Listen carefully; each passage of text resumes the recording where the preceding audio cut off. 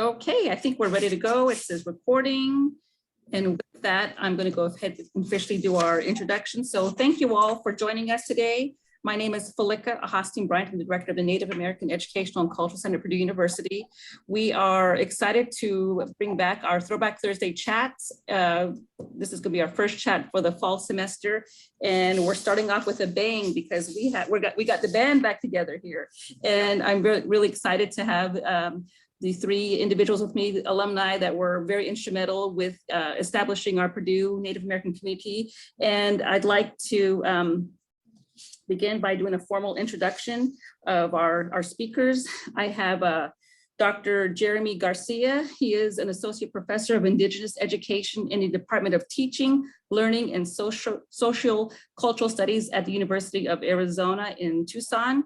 He is one of the Roadrunner clan and member of the Hopi tribes of Arizona. He is the co-founder and director of the Indigenous Teachers Education Program. Prior to joining the University of Arizona, he was an assistant professor in the School of Education and an endowed professor of the Electaquini Institute of American Indian Education and University of Wisconsin-Milwaukee. Sorry if I mumbled that. Jeremy is a Boilermaker who received his PhD in curriculum studies from Purdue University back in 2011. And so there's Jeremy. Give us a little wave there, Jeremy. Secondly, I have Dr. Hollie Kulago, who is an associate professor of education in the Department of Curriculum and Instruction at Penn State University. She was a director of the Empowering Relationships Project and Indigenous Teachers Education Program at Elmira College. That's in New York, right? And is currently creating an Indigenous Education Certificate Program at Penn State. Her research interests include Indigenous and equity-based teaching and teacher education, decolonizing and Indigenous curriculum and pedagogy, and family, community, and school partnerships. So Hollie, give us a wave there. And then last but not least, I have Dr. Valerie Shirley. She is an associate professor of Indigenous education in the Department of Teaching, Learning, and Sociocultural Studies at the University of Arizona in Tucson. Dr. Shirley is co-founding director of the Indigenous Teachers Education Program at University of Arizona. Her current work continues to be centered on Indigenous social justice education with the youth teachers and teacher candidates. There we go, we have Val here. So thank you all for joining us. These Throwback Thursdays have been a way for us to reconnect with alums and just to find out how, where you are in the world, how things are progressing, and to kind of relive some of your Boilermaker experiences, because I know we have some avid football fans here as well. So I think we can also talk about it a little bit later. But I really want to start by having you all share your pathway to Purdue, and we'll have Val kick us off with this. Thank you, Falika, and also the NAECC for inviting us to be a part of this unique a panel on some of our reflections of being there at Purdue and also contributing to the development of the NAECC. I'm coming to you from the Donna Octum homelands in Tucson, Arizona, and also the Yoweme Pasquayaki communities here as well. Maidesh Gijni Nishle, Tanajini Bashichin, Twitch Eatni Deshache, Ado Honagakni Edishimale, Aquit Sanishle. So, in reflecting on the question of my pathway to Purdue, I'm thinking back and reflecting on just my process of being a teacher. Of two different Native communities, Navajo and then the Salt River Kima-Maricopa Indian community. And, I think, having those experiences and then going into grad school and at the University of Wisconsin, having all of that teaching background for 3 years and then engaging in grad school with these critical discussions of like a macro structural analysis of society and how it impacts schools. And, it really deepened my thoughts around education for Native students and what that could mean in our Native communities. So that experience also coupled with my master's thesis project engaging in that was very similar to like a mini dissertation project. And so, you know, having that background and then, you know, engaging in pursuing a PhD at Purdue University, the story behind that is that, you know, it began with a relationship between Sally Oren and Jeremy's a former professor at the College of Education in Northern Arizona University. And, you know, I think it was a collaboration between NAU and the faculty at Purdue University who were starting the conversations. And so Sally reached out to Jeremy and mentioned this partnership that was happening, all of these conversations. And, you know, we happened to be in Michigan at the time at a meeting. And so we made the drive from Michigan into Indiana. And so there we met Joanne Fillion, Dr. Fillion, who was our chair in the College of Education there. And, you know, it was from those initial meetings that we began the process of applying to the university, getting to know Purdue, the faculty there. And, you know, it just kind of evolved into us actually submitting the application and engaging in the work that we were doing there. Jeremy's story is very similar, so he can elaborate. Okay, great. I'm going to actually switch over to Hollie to have her share her pathway as well, and we'll follow up with Jeremy. Okay, thank you. That's interesting. Those two names you mentioned, Sally Oren and Joanne Fillion, are pretty much how I ended up at Purdue at that same time as well, because we all started at the same time. Val and I both showed up on campus that same first semester, and then I believe Jeremy came a semester later. He's always late, so that makes sense. But we, I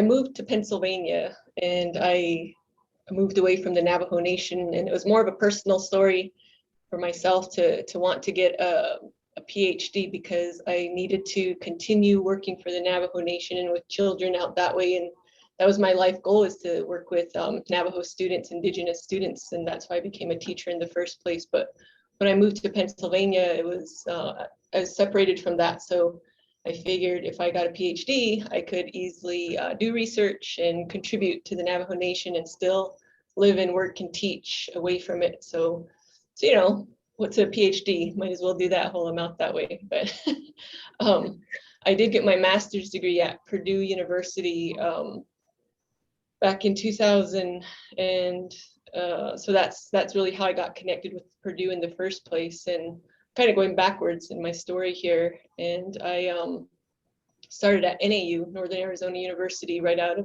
of high school, and got my teaching degree. And that's where I met Dr. Sally Oren as well. She was my professor there in the education department, and Jeremy's as well. But I didn't know Jeremy as an undergrad, which is funny, because as I went through these different programs, I always heard people saying, "Oh, do you know Jeremy Garcia?" Like, no, I don't. And so I guess I was the late one at that point, but he was always like a year ahead of me. So I guess he's my elder. And so I, you know,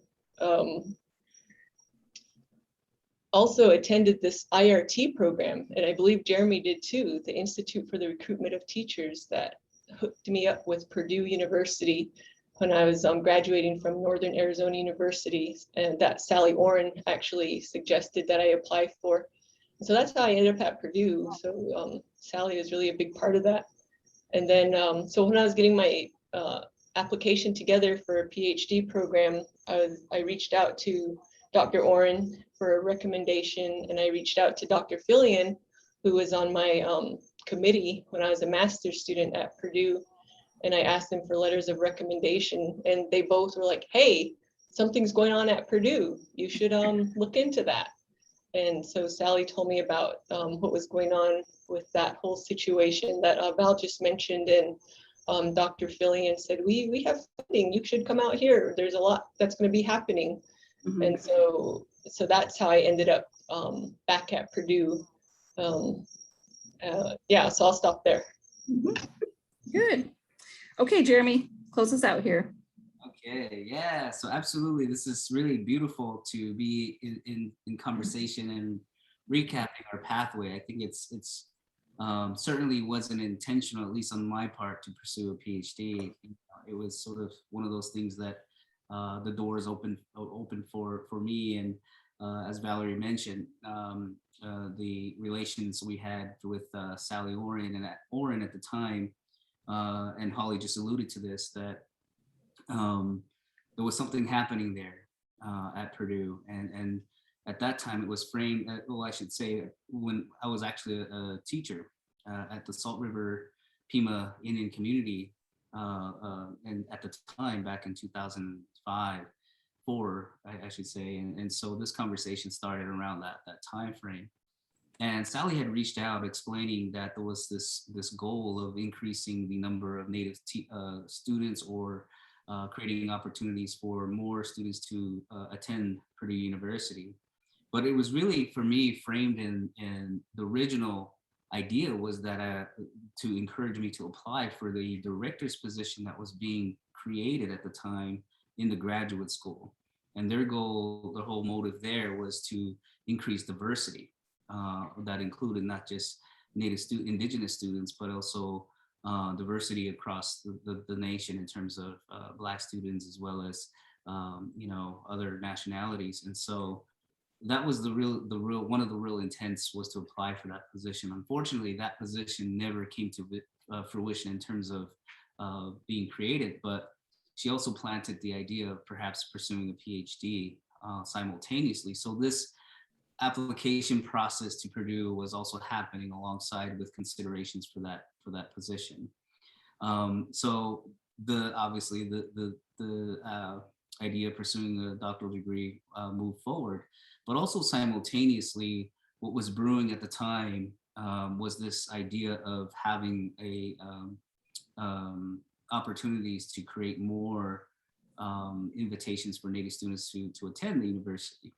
And then out of that was born this idea of, well, when we recruit Native students, what is the process, what is in place here to be of support to them? And I know we'll probably maybe share a little bit more in detail, but that was sort of those early conversations that sort of were very, very attractive to me in terms of being a part of that process. And so I moved forward with pursuing that doctoral degree. And as was shared earlier, Valerie arrived a semester earlier than I was wrapping up my position at the school. But also we also met at the time, Carrie Rabinal, who was also someone who was of great support to us during our time there at Purdue. So it was a great experience. Excellent. Well, thank you for sharing that with us. The next question is really talking about your profession as Indigenous faculty. What led you to focus on Indigenous education, and what values guided you in your work area? So let's start with Hollie on this question. Okay, and I'll introduce myself now. I didn't want to interrupt the flow of the discussion earlier, but Shea, Hollie Anderson, Collago, Yinisha, Tena Bithni Nishle, Do Hashklishni Bashishchin, Bilgana Ada Shichedo, Tatni Sakni Ada Shanilla. I'm originally from Winter Rock area in Arizona, and I'm coming to you from the lands of the Haudenosaunee, original lands of Haudenosaunee. Look at my list: Lenni Lenape, Erie, Shawnee, Susquehannock, and Wajaji Peoples Nations. So in central Pennsylvania area. And I'm a mom. I have a son and a daughter, so that's a very important part of my identity as well. So what led me to focus on Indigenous education, it's just being Indigenous and going through that whole schooling process from the very beginning. I always had a critical eye towards education I was receiving. And I've shared this story multiple times about when I came home and my mom asked me, probably like in 4th grade, what'd you learn today? And I said, Christopher Columbus discovered America. And my mom's very blunt and said, that son of a beep didn't discover America, we were already here. And so just from that moment, I always remember thinking like, so I'm being lied to kind of mentality at school. And that just kind of led me to, I guess, take it out on the teachers. So I feel kind of bad about how I treated teachers after that for a while. And now that I'm a teacher, I'm sorry, teachers, but I went into teaching, so I decided to become a teacher as well. And I like the younger students, so I got my teaching degree, like I said, at Northern Arizona University in elementary education. And then I went on to went on to my master's degree at Purdue. And then I went back and I taught 5th grade at Winter Rock Elementary School and absolutely loved it. And, tried to include various ways of knowing in my classroom to help my students feel proud of who they were and recognize those points of tension for them.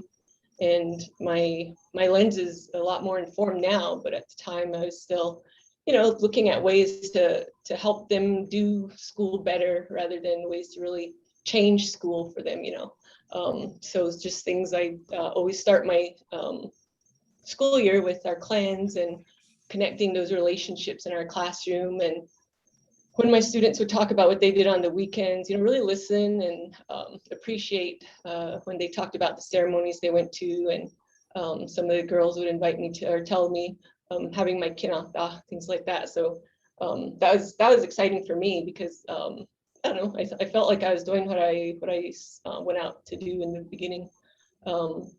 And so as I got into a PhD program, really starting to understand this, or really cultivate this critical consciousness for myself, because of the way I understood the curriculum, the classes that I took, or I should say didn't understand a lot of the stuff that we were doing because it's all very Western philosophies and just those processes that don't align with Indigenous ways of knowing, which I grew up through. I grew up with my grandparents and my mom and dad and family always, excuse me, they're supporting ceremonies and participating in ceremonies and those types of things. And just growing up in that paradigm was very different from Western thinking. So it seemed very difficult for me to understand. And as I cultivated that critical consciousness, I realized that maybe it wasn't me. Maybe it still is a little bit, but I'm hopefully getting better. So I just remember, having the support of Val and Jeremy and others there to help us work through that was very important. So yeah, so that's what led me to look more critically at research methodologies and the knowledge we were creating in those spaces. And so I found that to be pretty powerful. And then as I took a position after I graduated from Purdue, I'm sorry, I'm drying out here, in teacher education, it was, that's really where a lot of power sits in the way that we educate teachers. And so I didn't work with Indigenous teachers where I was at Elmira College, and there were no Indigenous students there. So I had to figure out ways to find them. And I remember talking to Tiffany Lee, who's a mentor to all of us here, about that. And she said, well, you have to create programs to bring them to you. I'm like, okay, how do I do that? And so eventually I found this grant opportunity and ended up receiving this grant to fund Indigenous teacher education students. So I did that, and it was very important work, and it still continues. And I'll stop there. I'm talking too much, but I really saw that and still see that as a very powerful place to be, teacher education. And so I'll stop there. Okay, thanks, Holly. I will ask Jeremy to share his thoughts on his pathway to Indigenous education. Yeah, thanks. This is, as I'm thinking about this question, and Holly, I appreciate you sharing the personal relationship to this focus on Indigenous ed. Similar to you, I think it also boils, returns to our own lived experiences and as youth and as children attending schools. And, even for me living within my own Hopi community, going through K through 12 higher schooling structures and systems there, and also simultaneously continuing to participate in the ceremonies and cultural ceremonies that were happening. But, you know, it's interesting that that was really the core of my grounding, you know, even though I don't speak the language fluently, and I'm not alone in that. You know, there's many of us who grew up in our communities, but still don't learn the language at the level that we desire. But, you know, there are still lessons that we learn. There's still experiences that we witness and participate in that shape our values and the way we perceive and make decisions about our life. And I think that really didn't really hit me and become very evident until I actually attended university. Northern Arizona University was close to me, you know, so I was familiar with that space. But once I moved outside of this region to attend graduate school, both at Michigan State and at Purdue, that's when it really was evident in terms of the distinct ways in which my values were shaped by growing up in my community and participating in ceremonies. So that's really the core that has really guided me to center this commitment to this work. But I think coupled with what Hollie's experience has been is this idea of the impacts that colonialism has had on us, and settler colonialism as we see it today continues to impact us. So that continues to drive the work that we need to do in this sense of revitalizing, but also, you know, engaging that, you know, Hollie uses the term critical consciousness, but really sustaining that not only within ourselves, but also within the work that we do, the work that I do, and also the goals that I have for Indigenous education in general. So that really has been the motivating factor for me, is that lived experience, that personal experience. But also, I think that, you know, one of the earlier impacts is that my parents were teachers as well.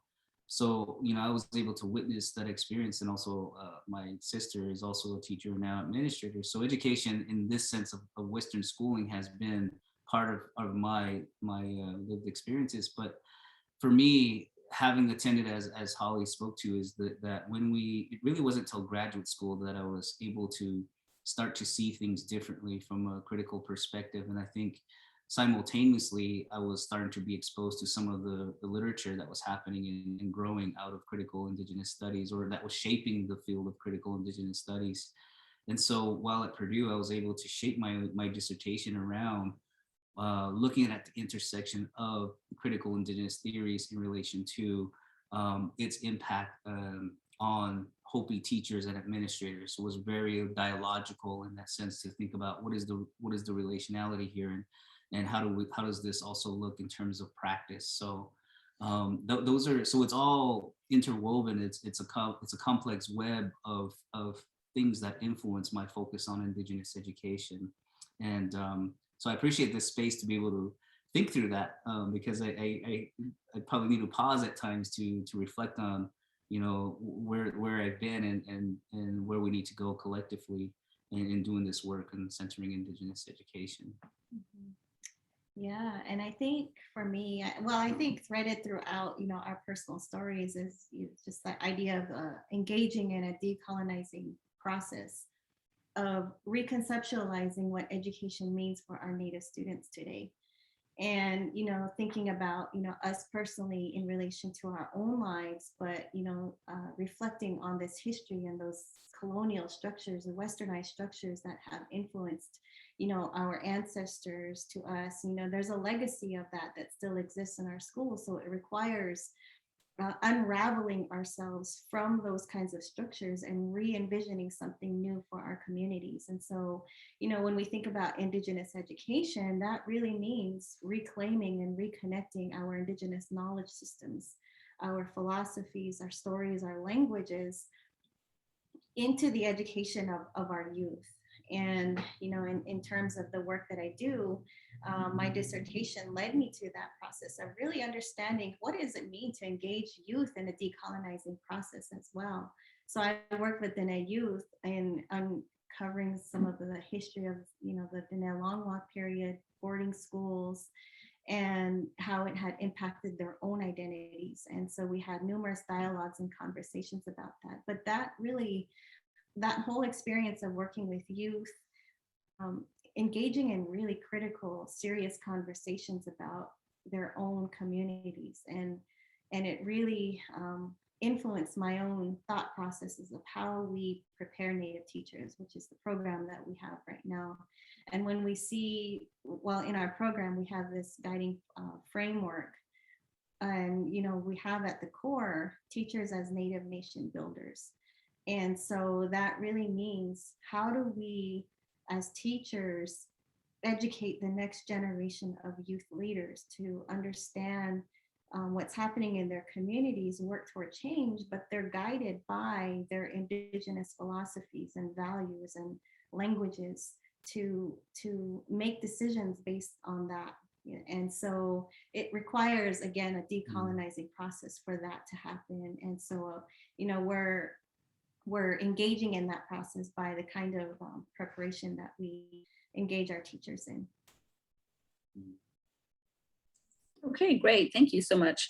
I'm going to move along to talking specifically about the Native American Cultural Center here on campus, because I think I really want to emphasize the impact that you all made while you were here. You recognized that there was a need to provide support system for Native students, and you acted upon that initiative. So we always offer our profound gratitude for that, because your footprints are still left here with the creation of the center. And during that time, during your time here at Purdue, you each played a key role in the establishment. And I do want to point out one thing. We do have 5 cultural centers here on campus, and we are the only cultural center that has education that has been put in there. So I'll start off with Jeremy, because I know that was something that was very critical to the establishment of the NAECC. So maybe you can talk about your experience and creating and getting the center started, but also the rationale behind including the term educational in our title. Mm-hmm. Wow, great question. But I'll story my own recollection of getting into this work there, and then address the focus on education, the term. But yeah, it was, you know, as I mentioned earlier, it started with that recruitment of us to attend Purdue University, but part of that process was also happening with other faculty, particularly within the science, which is, I'll probably forget some in naming them, but, you know, Ken Ridgway was there, George Parker, Kevin Gibson, who else was there? I think you said Don Marsh was also part of this process. Carrie Reaganol, Phoebe Ferris, Joanne, and so when we arrived, you know, there was high motivation, which was really awesome, because I think they welcomed us in their own way, and they valued the things that we were raising and offering. And so out of all of that, you know, they were also doing their work with thinking about the Sloan possibilities of partnering with Sloan to get funding and to be the hub for Sloan within the Midwest to the Eastern region. Because I understand that University of Arizona, where we're located, is also a Sloan recipient, as well as I think it's the University of Montana or Montana State, one of them. And so, you know, and I know that they had desires for that. And so they had also been simultaneously meeting with Haskell at the time, I think, building relations with them, as well as Northern Arizona University. And so we were on the ground. And I don't want to dismiss also, we had other colleagues who were part of this process. And you named a few in our earlier conversation who were part of this, Kim Davis and Aliyah, I forget her last name, but they were at the table as well. And so as we continue to have conversations, one of the concerns we had, because I think we were coming in new to the landscape of West Lafayette, Indiana. And so we were also personally engaging with the atmosphere and the environment of living within that particular community. It's not entirely diverse. And so we were really feeling that. And so we felt like, well, if we're bringing more Native students in, how might they feel in this particular place? And so we felt like there needed to be a support mechanism or space of support for them, not just faculty, but also, or funding, but more so a physical space where they could, you know, utilize and feel they had a home away from home, I guess. And so we shared that with the group, and you know, they obviously were certainly in favor of it. And so eventually, you know, we continued to think about it, talk about it, and so forth. And I don't know, I guess I just said, let's give it a try. Let's draft the proposal. So I took lead in doing that and drafting what we have, what we put forward and presented to Provost at the time, who was Provost Sally Mason, I think, who later left to be president at the University of Iowa. But prior to that, I was awarded a Bilsland Fellowship to do the research on visiting the goal was to visit all Big Ten universities who had Native centers. And so I did that. I traveled to most, not all, but those that did have it. So I was University of Wisconsin, University of Illinois, Indiana University, and Michigan State University. But I also traveled west to Arizona State University and the University of Arizona. Met with their directors to get a sense of programming and structure and so forth. And out of that really informed sort of what we were doing and what we're after as a collective there at Purdue.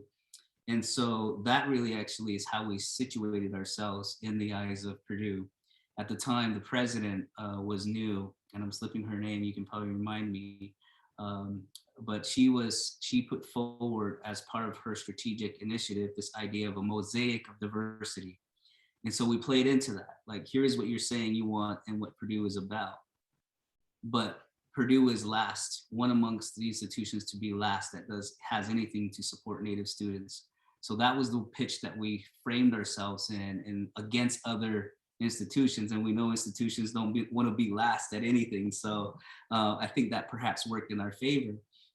And so that was the slides that we presented. And actually it was a memorable time because at the time we presented this, there was a group of students from Northern Arizona who were attending, as well as Sally Elkos and Tom Elkos as well, Sally Warren and Tom Elkos. And so that just sort of the visibility of our collective presence, I think, also helped reaffirm that there is an urgency for Purdue University to do something as well in terms of creating a space. And the story goes, we thought we wanted a little cubicle. We were thinking a cubicle would be fine, but coincidentally, a building had opened up, and that was the first NAECC center was placed. But I'll stop there in terms of storing sort of the backdrop of this work. But as far as education, the title of the NAECC wasn't overnight. It took some conversations and dialogues, and you all, Hollie and Valerie, may recall sort of teasing that out and with the faculty. And I think education, from my recollection, is that we also wanted it to, because of the place, we also wanted to see this center elevating the presence of Indigenous scholarship, Indigenous work and initiatives that are happening to really bring that climate to Purdue University, so that one, again, it engages in that education, not so much maybe, not so much about and I know that's certainly important, but not so much maybe the cultural, like foods and things like that, but more of elevating, because it was an institution. And of course, as graduate students at the time, we were so immersed in the research and the scholarship that we were like, wow, it would be amazing to have various professors or Indigenous scholars come here and present. And we did, and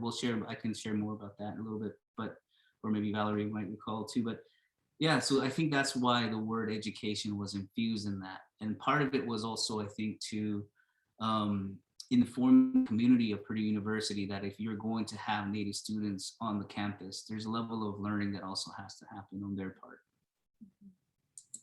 Yes, and just to add before Valerie jumps in, the location, we were located initially at the South Campus Courts, and that was the home of the Latino Cultural Center before they moved up to, I think it was Waldron Street. Just for you FYI, that South Campus Courts is no longer here. They have torn it down. They expanded it. They're expanding the vet med clinic down, or vet med, College of Vet Med. So when you drive by there, I would tell people drive by, that used to be where the center's at, and there's nothing there now, probably just a parking lot. But yeah, it just shows good growth and how we've moved along. So with that, I'm going to see if I can go ahead and have Valerie jump in and add her comments. Well, I think Jeremy did a great job explaining, the story behind the Purdue and the contributions that we had. And I was there, in all of the conversations, I was there presenting to the provost, some of the slides as well. I think one of the things that we did was this was the first time we ever received a P card from the university, and we selected all of the furniture and some items to stock the cabinets and the kitchen. So I think Jeremy did a really good job explaining some of the development behind the scenes of what happened, numerous conversations. And, it was just, we all had a shared goal, a collective vision of what we wanted. And in those spaces around the table, that's where the ideas began to, emerge and then evolve. And, pretty soon we would all, it would come to fruition. We would make it happen. And so, I think just, all of that support collectively from numerous avenues, from faculty in different colleges to graduate students, the new ones coming on board, I think all of us really collectively moved the center along into helping it evolve and develop. And I will add that we still have some of the furniture that was initially purchased. So they're here in different parts of the building. We brought over the bookcases. So so we still have remnants of all selected for us. So thank you for that. Okay, Holly. Nice. You have to put one of the first chairs we bought in a corner and put like a little velvet rope around it. So it's like a little display. Please do not touch the artifact. Yeah, so I agree that Jeremy did a great job with the overview and how that all kind of, step by step came to be. And I really appreciated his leadership in that, because he did a lot of work. Him and Val put in a lot of work into the research and putting it together. And I do remember all the conversations we had and just talking about how space is important. We needed that space, and that little cubicle we envisioned. I just had like a picture of a desk and a file cabinet or something in Young Graduate Hall or something like that, I think is where we were looking at. But yeah, so that was really great when we did get our center, and the educational part of the name being very crucial. And as Jeremy said, really thinking about it being more than just a culture, right? It's not a culture, there's more to us, and there's scholarship that's involved in really seeing ourselves contributing that in some way. So I'm proud that we were adamant about including that part of the name in there. And Val spoke to the collective power that we had throughout with the faculty and the students and the staff there. And I was going to say something, but I forgot. I remember all the conversations and how the core group of graduate students who were working on it had that vision. And you guys mentioned it, like how we all had this kind of similar goal and way to get there. And we did move as a collective, which was super important, because I remember instances when some of the, we call them the science guys, would ask me questions like to represent everybody's thought. And it really like pushed against me, like I can't make an individual choice, and I have to talk with the others first. And so I was it made me very conscious, and just thinking about that process and how these things happen in a collective way. It made me very conscious of how it's easy to speak as an individual and to, share your own individual thoughts, but it needed more than that. And I couldn't respond to them individually. Anybody, not just the science guys, but anybody that would try to steer or ask me about decisions being made or make decisions for the group. It was very difficult. And so that made me realize how important it was to go back to our community here with the graduate students and Val and Jeremy specifically to ask those questions and to see where we stood on that, right? I mean, I knew where I stood, but I just wanted to make sure that as our group was moving through this, that we stood together. And I remember the conversation about needing the community, the supports, not just the finances, because a lot of colleges and universities can say, oh, we have financial support for Native students. Come, we have money for you, we can support everything. But if that sense of community, that sense of belonging, and that space isn't there, it's very difficult for students to survive there. And I mentioned that I was at Purdue University for my master's degree, and that was for 1 year, but this didn't exist at that time in 2000, the year 2000, 21 years ago. Oh my God. In that 1 year that I was working on my master's degree in West Lafayette, Indiana, I drove home back to Arizona like 7 times because it was so isolating to be there as an Indigenous person. So yeah, I appreciated that collectivity that was there. I appreciated that community, and that's where I felt like, I don't know, my contribution sits. It's not as an individual, but I think all of us kind of working together with the leadership of Val and Jeremy and the others to move this forward. And if I could just add really quick with Hollie in particular, because you really helped bring that family aspect to the center, because you had your mom here, you had your kids here, and I often have faculty who still remember your mom here and all the wonderful guidance that she provided. And I always remember when I first went to the center, your mom was there. She opened the door and greeted me, and in true Navajo form, offered coffee and everything. So really making sure that we felt at home. But if you could just probably just touch upon quickly how you got your mom out there, and maybe if she shared any feedback from her experience being at Purdue. Oh, my mom loved it. She still talks about holding it down when, it was open and we were there painting walls and bringing, selecting different items for it. And her and my son, Hunter, who is now a senior in high school and getting ready to graduate and come to Penn State next year. She still talks about, just the other day, she was like, oh yeah, I was listening to KTNN, and she's like, oh yeah, I remember dancing around the center, she calls it the center, with Hunter at Purdue. And yeah, so she came out when I went back from my PhD to babysit while I was going to school. And so she lived with me and my son, he was 2 at the time. And so that was their daily routine. They walked down from the South Campus family housing in the stroller and maybe stop at Dairy Queen and go hang out at the center all day and just, answer the phone if anybody called. We actually had a phone and a phone number, and just kind of set things up there and hold up shop there. And so my mom really looks back fondly on that time. And I remember meeting your mom as well, Hollie.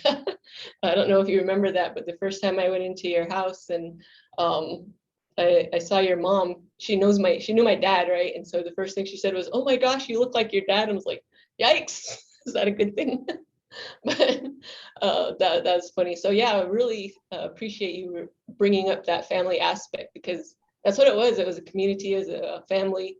And Val and Jeremy know my son from when he was little, and you guys probably don't know, like, he's 6'3" now, and so he towers over all of us. But you knew him when he was just a little guy, and Jeremy was just jealous of him because Val paid more attention to him when he was around.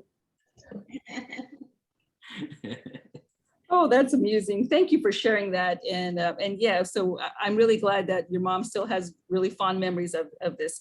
So we're winding down, and I have one other question I really want to share with you, because it kind of looking at about your key moments and your memorable processes of establishing the center. But I did find the actual proposal that was submitted to the provost's office, and in the proposal, there was a specific statement. So I'm gonna read the statement, and then I will start off by having Hollie share some of her views on this. But the statement that was included with the proposal it reads, as current Native American students at Purdue University, we firmly believe that the creation of a Native American Student Center will collectively contribute to Native Native student success, Purdue's mission to enrich the student and cultural dynamics, and most critical, students will have the capacity to become lead candidates in contributing to tribal needs and cultivating the notion of tribal sovereignty. And this is authored by Purdue University Native American graduate students, Kimberly Davis, Jeremy Garcia, Hollie Kulago, Aaliyah Livengood, and Valerie Shirley. This was submitted back in the spring of 2006. So yeah, I mean, that's one of the historical documents we have, and we actually put it on our website. So if you ever have a chance to go to our website, under the About page, we have the statement there because we want people to recognize the the founders of the NAECC. So know that you're widely mentioned there. So with that, if we could just have Hollie start off by kind of sharing some of the memorable process of development, et cetera. You probably already did that with talking about your mom and going to Dairy Queen with Hunter and making their way down to the center. But if there's anything else you want to add, feel free to share. Yeah, I think that just responding to the statement you read, it's happening, right? That's something that was manifested in because of the center and the community that was built within it and around it and for it. And so we're still all doing that work. And my Indigenous scholar identity is definitely shaped by that and by the community that was built within it. So yeah, I won't say too much because I already talked about Hunter and my mom, and that's what I wanted to talk about. Okay, great. So let's have Valerie offer her comments. Yeah, so for me, I think it's, a lot of the social gatherings we had, although we had, the time around the table in those more formal spaces of engaging in conversations, we also had these social gatherings at Carrie's house, for example. I think I remember going to your house when you came on board, Felica, in Indianapolis, and Ken Ridgway as well had a cookout.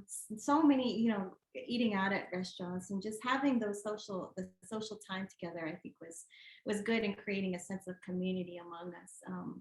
The other aspect is, I think it really revolves around this dreaming phase of, what we wanted. And each of those moments was really about contributing to what we wanted and dreaming about all of that. And, not just, talking and dreaming, but putting it into action. And, I think one of the things that we did to put something into action and vivid memory that I have there at Purdue is really, it was around inviting Dr. Shanina Lomo Waima and Hartman Lomo Waima to Purdue University. And in preparation for her visit, she had a new book called To Remain an Indian at the time. It was copyright published in 2006.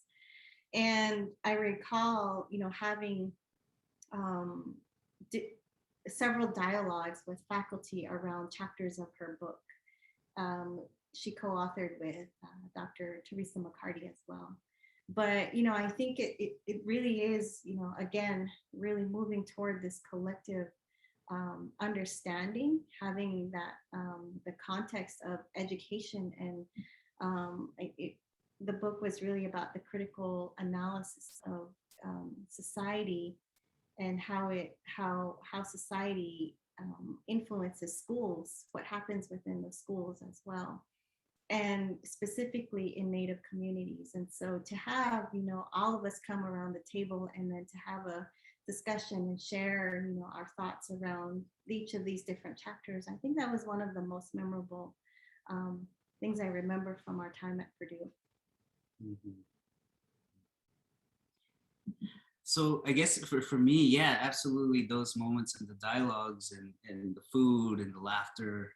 But there were some moments where, it was really about forward thinking. And I think the word dreaming has been named here. And it's, I think going back to what you just read, that took a lot of editing, a lot of reconceptualizing. It wasn't just something quickly done. I mean, I think we were always intentional about not centering ourselves, but really thinking about the next, what the impact will be for Native students to come. So we had that long-term sort of goal of thinking about that. So I think it was the dialogues that with and engaging in intentional ways that helped us at the collective sort of move forward with that and to see themselves in that, contributing to and to live into it and to make that a breathing and living document. And as Hollie said, it is, you guys are doing well. It's you got students coming in, you got a bigger space, and so that was our initial goal. And I think that we were always thinking beyond ourselves. And I think that for me, the memorable pieces would certainly be those conversations. And I think I want to also recognize there was an external advisory council who was woven into this. So that was all about building the collective efforts and solidarity, because as we've come to know, and I'll say that this has shaped my own experience as I've continued to navigate academia, both as former faculty at the University of Wisconsin with the Quinney Institute, but also as where we are now with University of Arizona and the program that we've created. So all of these experiences have certainly informed our pathway to where we are now. But I think it's what we've learned is that that was memorable for me, is that holding institutions accountable and that having a shared collective synergy of people who arrive at understanding their position in relation to the work. And I appreciate that the faculty came around and continued to be with us and to learn from us, because our narratives were so different, and narratives that hopefully maybe help them understand how they can be in good relation with future students that did attend or continue to attend Purdue. So I think those for me, that's the positive and the memory for me is engaging in those conversations and building that collective work to move this forward and meeting good people along the way. Okay, great. And so we're coming to our last question. And I always like to offer this to all our guests on here, but you all are uniquely positioned given that you all came here, you received your PhDs, and now you're out there making a positive impact and movers and shakers in indigenous communities. But if you wouldn't mind sharing, in light of your experiences in navigating academia, what advice would you offer to Native undergraduate and graduate students who are attending or thinking of attending Purdue University? So I'm going to go ahead and start with Valerie here. Well, I think for me, I'm drawing on my own personal experiences, and what, helped me navigate Purdue University was really about, the purpose being in my heart of what I wanted. For example, I knew I needed to complete my PhD so that I can contribute and give back to the Navajo Nation, for example, or Native students and teachers. And, that continued to drive, my pathway.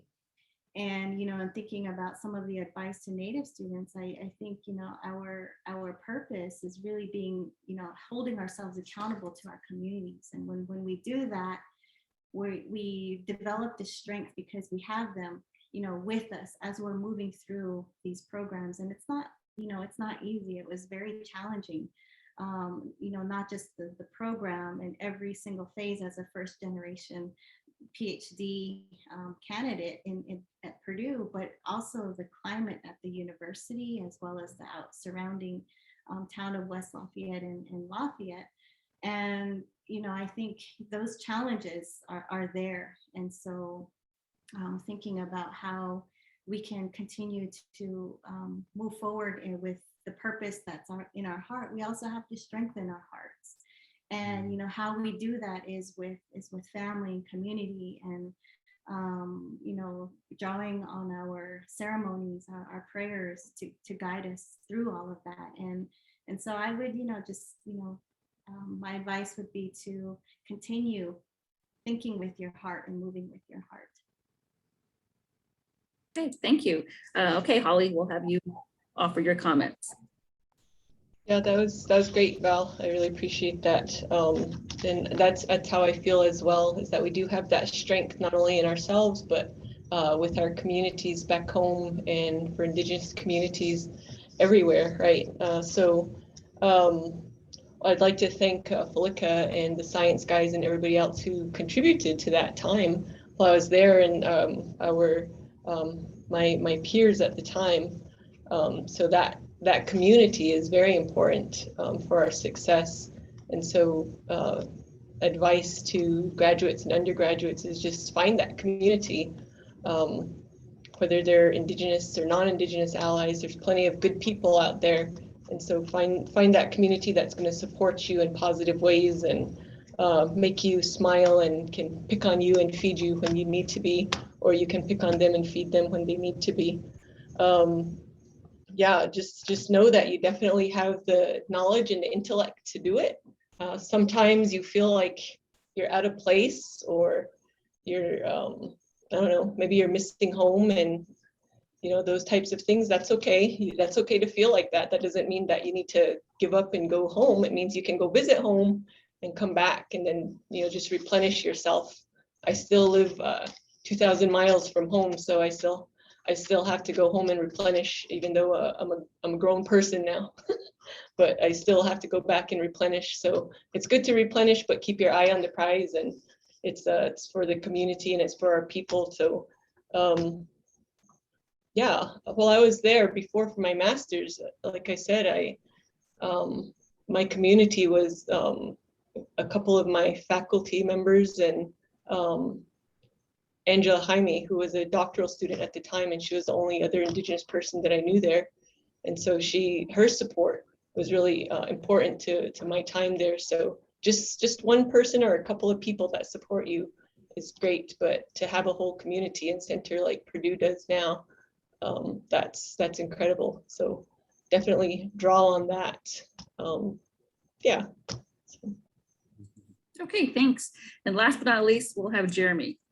Okay, yeah, I echo what my colleagues here have shared. Absolutely.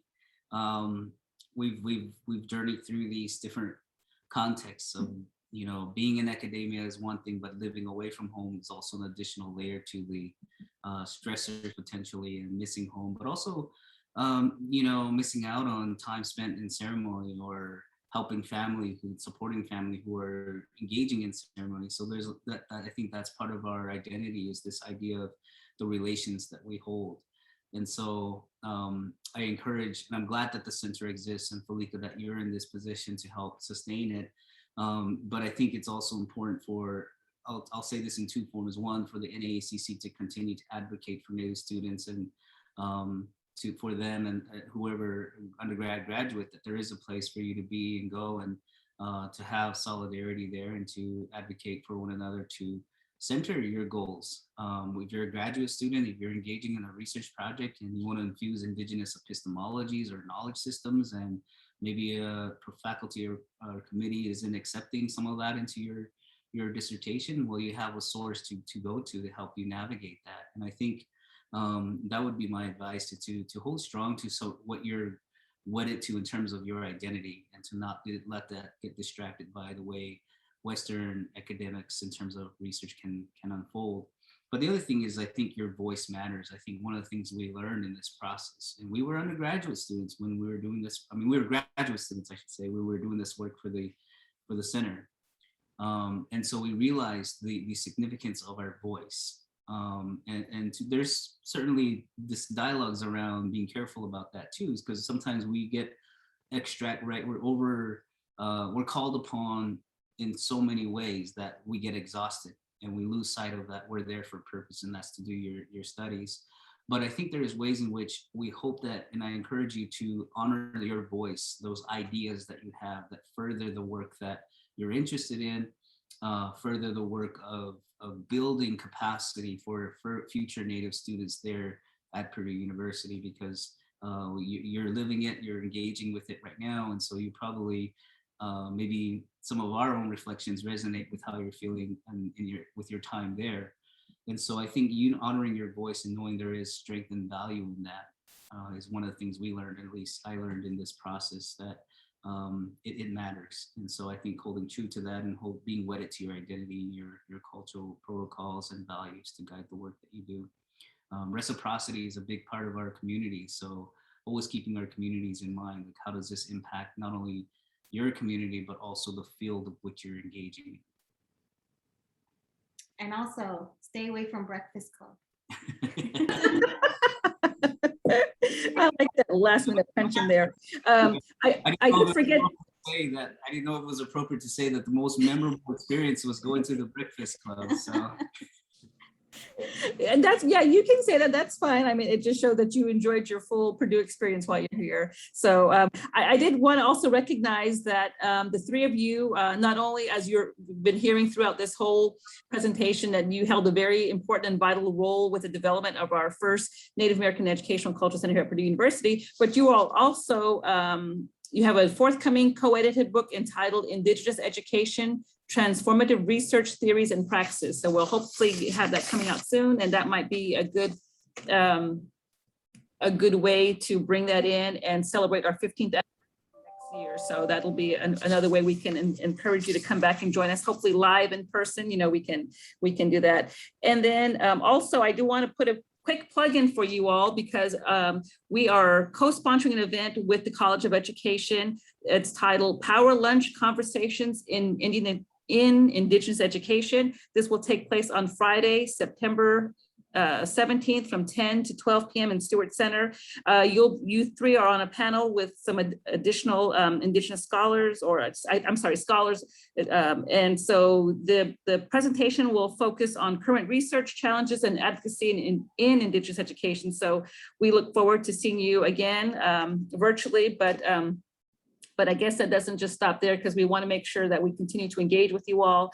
And I'm always thankful when you're able to join us and come and share your knowledge and just everything about how you were able to get the center started, but also to see how it's grown since then. So a lot of the initiatives that you started early on, you were there to plant the seed. So now we're continue to grow and blossom as a result of all your efforts. So thank you again. I am going to go ahead and close this session out. This has been an expanded version of our Throwback Thursday. Usually we keep to a smaller version, but given the importance of the topic and the fact that we have three scholars, we wanted to make sure we had a lot of time to talk. We will be back again. Our next session is going to be on September 23rd, where we'll feature Erin Locke, who is a undergraduate. I'm sorry, she graduated with her undergraduate degree in liberal arts, so she'll be joining us at that time. So thank you again, and we look forward to having you come back again, and we will be pushing this over to our YouTube page as well.